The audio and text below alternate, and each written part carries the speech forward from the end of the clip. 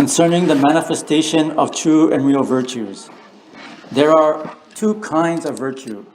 First, there is virtue that is produced from a defiled mind and that does not accord with Dharma nature. Whether with regard to their cause or to their fruition, the good acts of foolish human beings and devas and the recompense of human beings and devas are all inverted, empty, and false. Hence, they are called untrue virtue. The second kind of virtue arises from the wisdom and pure deeds of the Bodhisattva and adorns the Buddha's activity.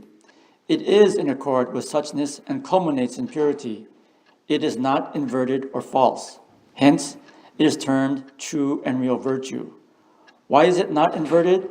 Because it is in accord with suchness and in conformity with the twofold truth. Why is it not false? Because it takes in all beings and brings them into the ultimate purity. 真実功徳相とは、二種の功徳あり、一つには、右脳の心より生じて、発祥に準ぜず、いわゆる凡夫、人間の所詮、人間の果報、もしは因、もしは果、みんなこれ天道す、みんなこれ古義なり、このゆえに不実の功徳と名付く。二つには、菩薩の知恵、清浄の業より起こりて、仏事を称言する。発祥によりて、清浄の層に入れり、この法天道せず、古義ならず、真実の功徳と名付く。遺憾が天道せざる。発祥により二体に準ずるがゆえに、遺憾が古義ならざる。主情を接して、秘境上にいるがゆえなりと。The passage that I'm quoting from is a passage that was originally written by Donran Daishi, the first of the Chinese teachers, and is quoted by Shinan Shonin in his chapter on practice. This is a passage that is somewhat harsh in that Shinan Shonin is saying that there are two types of activity. One is completely false, untrue, unpure. Unfortunately, this tends to be the things that we do. The second is the ones performed by bodhisattvas. This is true, this is pure, this is virtuous. And the reason that they're distinct, the reason why the bodhisattva practices are considered true, pure, is because it is founded on the two truths. Shintai, or the formless truth, and Zokutai, the truth that takes form. And because it is founded on these two types of truth, it is something that always benefits all beings, not just a few, but everyone. And that is the standard by which Buddhism looks at the purity of an act, whether it can and does benefit everyone or not. The things that we do, try though as we may, do not always reach that standard. Well, rarely, if ever. As an example, this has become a very, very popular expression. It is the difference between intent and impact. And Buddhism says that it cannot just be the intent that is pure, the impact has to be pure as well. Likewise, even if the impact were beneficial, if the intent was not pure, then that is not a virtuous act either. As an example of what a good intent was that had a bad negative impact is something that happened to me while I was studying in Japan. One of my friends, we were walking together past the Honganji, and at that time they had this sign that said, "Pass the Nembutsu teaching onto your children and grandchildren." And I looked at that and thought, oh, that's a nice sentiment because you want to pass it along to the next generation. But while we were walking, my friend said, you know, that sign really bothers me. And I asked, why would it bother you? It seems so average. And she said, you know, I cannot have children. And I said, oh.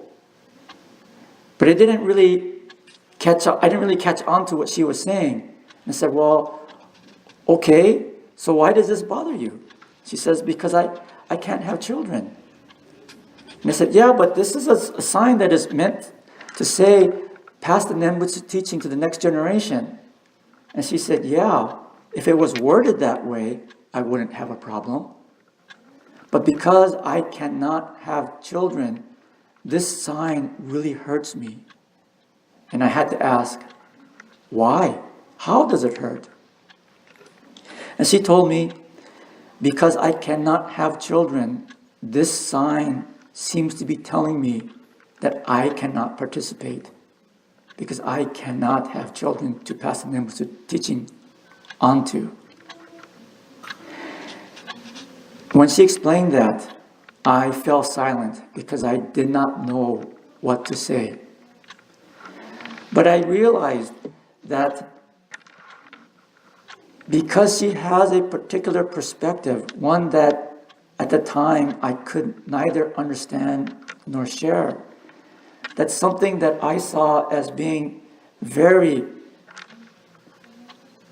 blasé, very standard, was something that cut through her very sharply.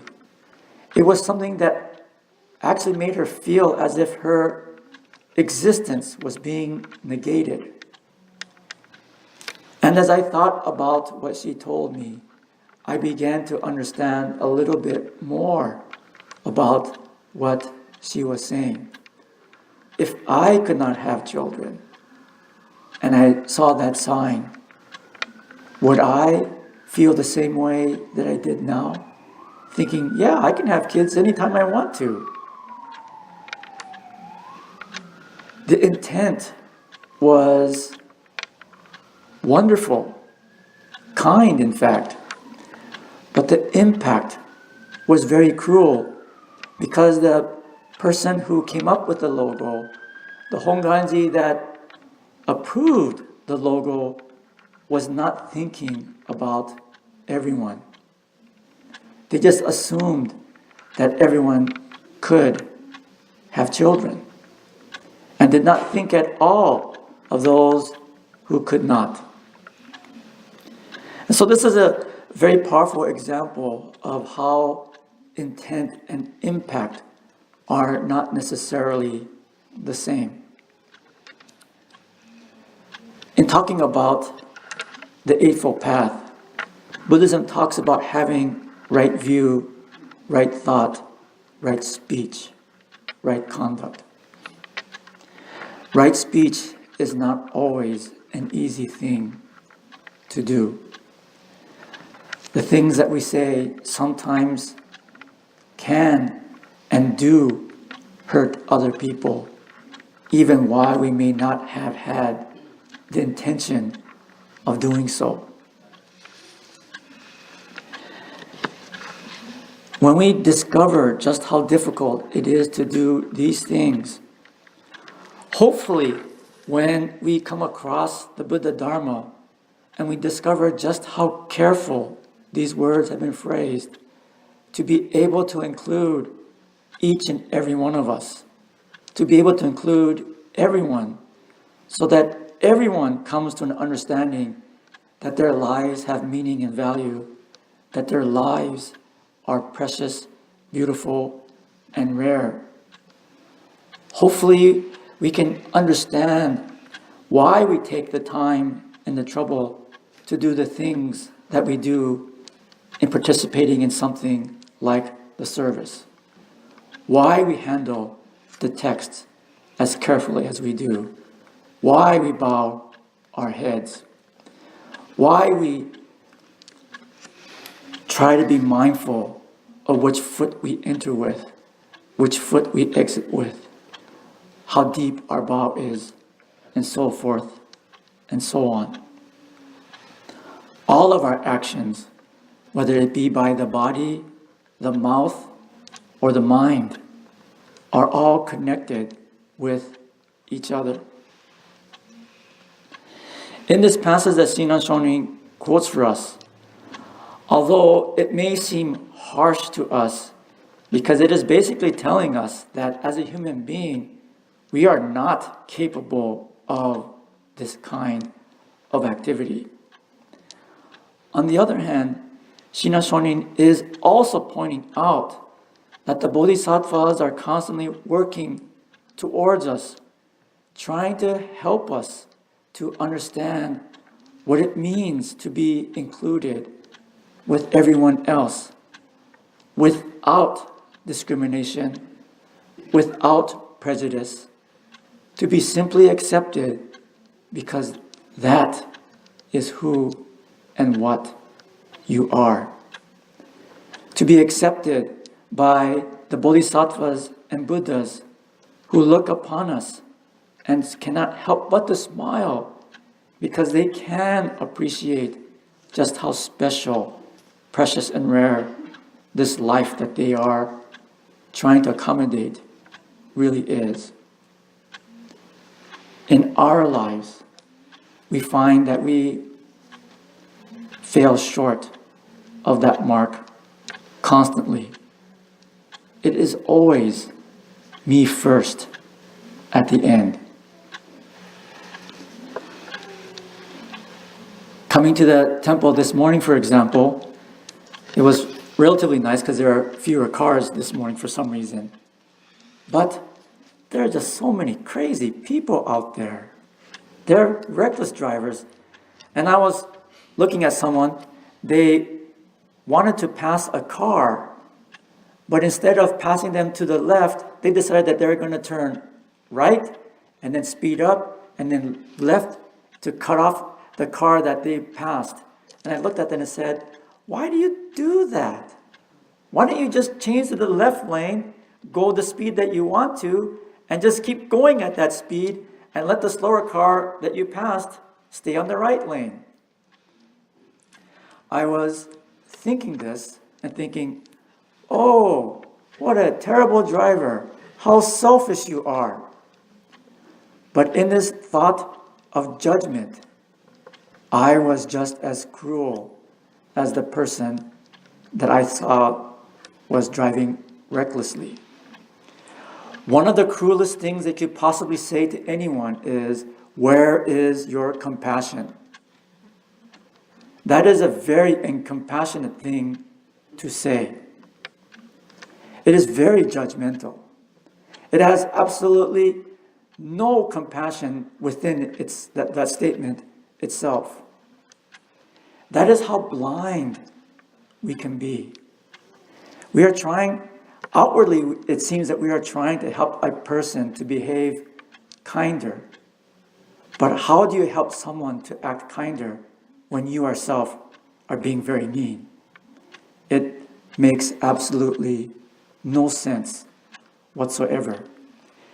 It is like this friend of mine who kept on smoking, and all of the friends were saying, hey, if you want to be a father, you should stop smoking because your kids are going to pick up that habit. And he said, no, you don't have to worry. And they said, why not? Because I'm going to tell my kid not to smoke. And they said, no, that's not going to work. Because no, I'm going to tell my child, do as I say, not as I do. And he expects that to work somehow.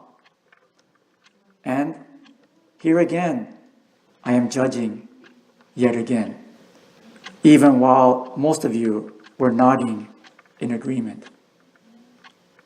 This is how easy it is for us not to be true, not to be pure, because the thoughts that we have are really not meant to help everyone.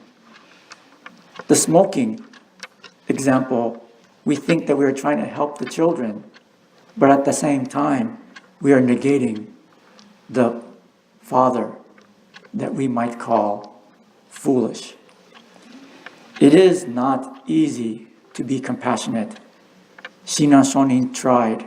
He worked at it for 20 years, and he discovered that he failed each and every time. He was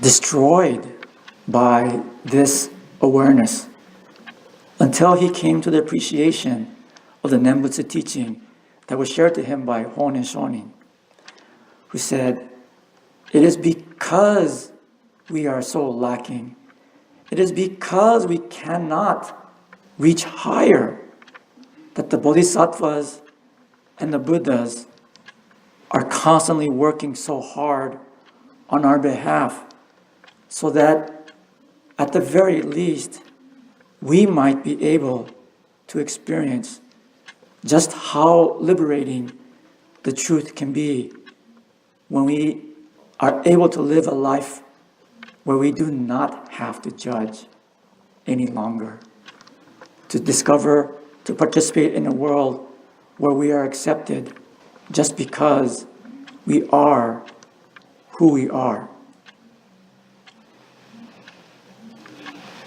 It is this great practice that Srinath Shonin discovered in his life.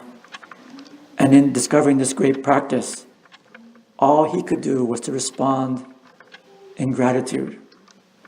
And ironically enough, when we are engaged in appreciation and gratitude, when we are able to smile genuinely, for example, we discover just how kind we truly can be without our even having to work at it. When we are appreciative, when we are feeling gratitude, because the entire world looks brighter, to us, the world actually does become brighter. Even one smile makes the world a brighter place. Even one smile makes the world a kinder place.